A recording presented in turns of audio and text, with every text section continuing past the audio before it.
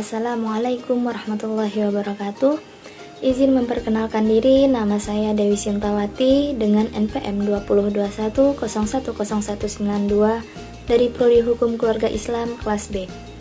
Di sini saya akan menjelaskan tentang alur penyelesaian sengketa tata usaha negara guna memenuhi tugas mata kuliah Hukum Acara Peradilan Tata Usaha Negara yang diampu oleh Bapak Muhammad Dhani Faridz Amrullah. Baik, sebelum memasuki bagian alur penyelesaian sengketa tata usaha negara, saya akan menjelaskan tentang apa sih yang dimaksud dengan sengketa tata usaha negara.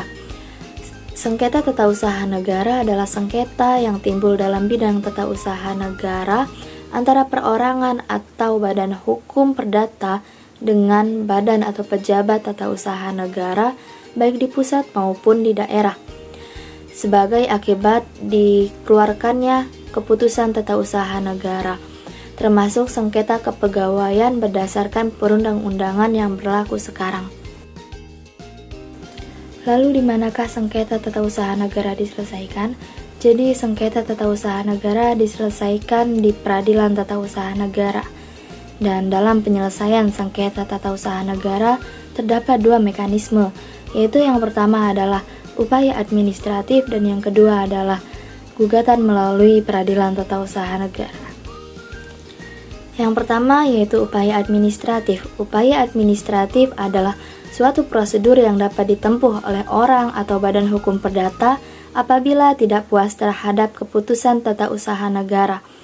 Prosedur tersebut dilaksanakan di pemerintahan sendiri dan terdiri dari dua bentuk, yaitu yang pertama adalah keberatan dan yang kedua adalah banding administratif. Keberatan ditujukan kepada badan atau pejabat tata usaha negara yang mengeluarkan keputusan tata usaha negara, dan banding administratif ditujukan kepada atasan pejabat atau instansi lain yang berwenang memeriksa ulang keputusan tata usaha negara yang disengketakan.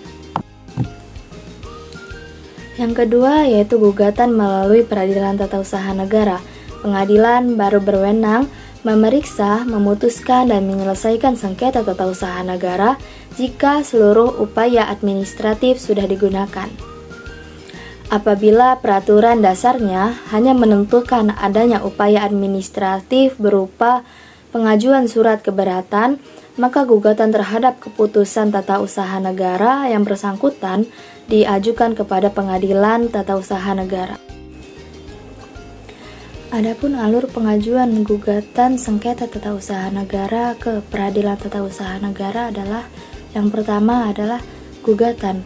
Gugatan adalah permohonan yang berisi tuntutan terhadap badan atau pejabat tata usaha negara dan diajukan ke pengadilan untuk mendapat putusan. Pengajuan gugatan dilakukan maksimal 90 hari setelah suatu putusan dikeluarkan oleh badan atau pejabat tata usaha negara. Diajukan secara tertulis. Setelah mengajukan permohonan gugatan dilakukan, maka si penggugat membayar uang muka kepada panitera pengadilan. Setelah membayar biaya perkara, maka perkara tersebut akan dicatat oleh panitera pengadilan ke dalam daftar perkara. Selanjutnya yaitu Ketua Peradilan Tata Usaha Negara dalam 30 hari harus sudah menentukan jadwal sidang, tempat, waktu, dan menyuruh memanggil pihak penggugat dan tergugat. Selanjutnya yaitu proses dismisal atau rapat permusyawaratan yang dilakukan oleh ketua pengadilan. Tujuannya untuk memeriksa suatu gugatan yang diajukan itu memenuhi kriteria-kriteria yang ditentukan dalam pasal 62 Undang-Undang Peradilan Tata Usaha Negara atau tidak, dan lolos atau ditolaknya suatu gugatan tersebut. Jika gugatan tersebut ditolak, maka penggugat dapat melakukan suatu perlawanan yang dilakukan maksimal 14 hari kerja. Setelah itu majelis hakim melakukan pemeriksaan secara acara singkat. Perlawanan dapat ditolak atau diterima. Jika diterima, masuk ke dalam acara biasa, yaitu hakim melakukan pemeriksaan persiapan. Selanjutnya itu pemeriksaan persiapan ini untuk melengkapi gugatan yang dinilai kurang jelas. Dalam memeriksa persiapan, hakim melakukan yang pertama yaitu wajib memberi nasihat kepada penggugat untuk memperbaiki gugatan dan melengkapinya dengan data yang diperlukan dalam jangka waktu 30 hari.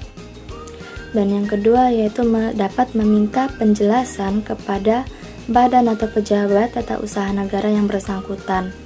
Bila dalam jangka waktu 30 hari penggugat masih belum menyempurnakan yang diajukannya, maka hakim menyatakan dengan putusan bahwa gugatan tersebut tidak dapat diterima. Dalam putusan ini tidak dapat digunakan upaya hukum, namun dapat mengajukan gugatan baru. Selanjutnya yaitu pemeriksaan gugatan. Pengadilan memeriksa dan memutuskan sengketa dengan 3 orang hakim dengan memeriksa acara biasa. Setelah pemeriksaan sengketa selesai, kedua belah pihak diberi kesempatan untuk mengemukakan pendapat terakhir berupa kesimpulan. Selanjutnya yaitu putusan.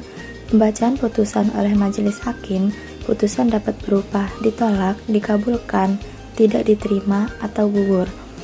Jika putusan tersebut dinilai tidak adil atau kurang puas, maka dapat menggunakan upaya hukum banding ke Pengadilan Tata Usaha Negara. Bahkan, jika penggugat tidak juga puas dengan putusan tersebut, dapat dilakukan upaya hukum kasasi hingga upaya hukum luar biasa peninjauan kembali kepada Mahkamah Agung. Sekian pembahasan tentang alur penyelesaian sengketa tata usaha dari saya. Jika ada kata yang salah, saya mohon maaf. Wabillahi taufiq wal hidayah. Wassalamualaikum warahmatullahi wabarakatuh.